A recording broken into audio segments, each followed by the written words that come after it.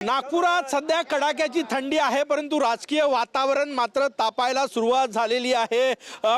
प्रचार जो आहे तो वेगाने सुरू आहे। मी सध्या आहे प्रभाग क्रमांक 12 मध्ये। या ठिकाणी आपण बघू शकतो भाजप च्या नेत्या साधना बर्डे या ठिकाणी आहेत। माजी महापौर मायाताई उनाते या ठिकाणी मैदानात आहेत आणि सकाळपासून पदयात्रांना सुरुवात जी आहे ती या ठिकाणी केली जाते। आपण विचारूया कशा प्रकार प्रचार सुरू आहे।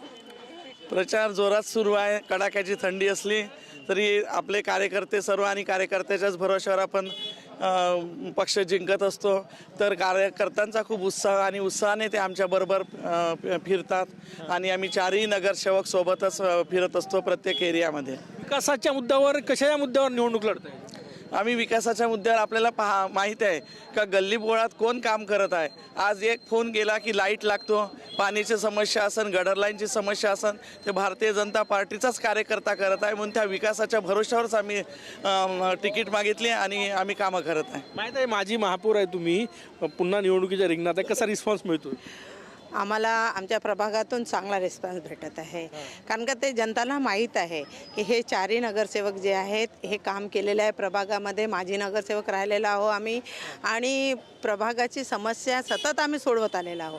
आज जरी प्रशासन राज लागला होता तरी आम्ही प्रशासनाकडनं कामं घेऊन आले आणि आम्ही जर आमच्या कामाचं जर पुरं बायोडाटा देऊ आम्ही तर काही करोडोचे कामं आम्ही इथे घेतलेलं आहे। हेच नाही आहे, केंद्रात राज्यात आमची सरकार आहे। जनताला माहीत आहे महानगरपालिकेत महापौर BJPच्याच बसल्या पाहिजे आणि हे नगरसेवक निवडून जातील तर महापौर BJPच्या बसेल आणि महापौर BJPच्या बसल्यावर केंद्रात राज्यात जे काम होणार आहे हे महानगर दिल्ली एकच सरकार, एकच सरकार, गल्ली ते दिल्ली एकच सरकारचा नारा देत या ठिकाणी भाजपचा जो आहे तो प्रचार सुरू आहे। आपण हे दृश्य या ठिकाणी बघू शकतो। घरोघरी जाऊन मतदारांना मतांचा जोगवा जो आहे तो मागितला जातोय। लाडक्या बहिणी प्रचारात सक्रिय आहे।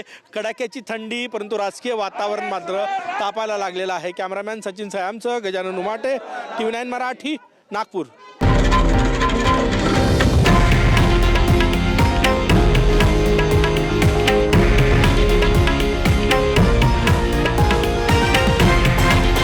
हे आहे देशातील नंबर 1 न्यूज नेटवर्क आणि आपण पाहत आहात TV9 मराठी, एकमेव।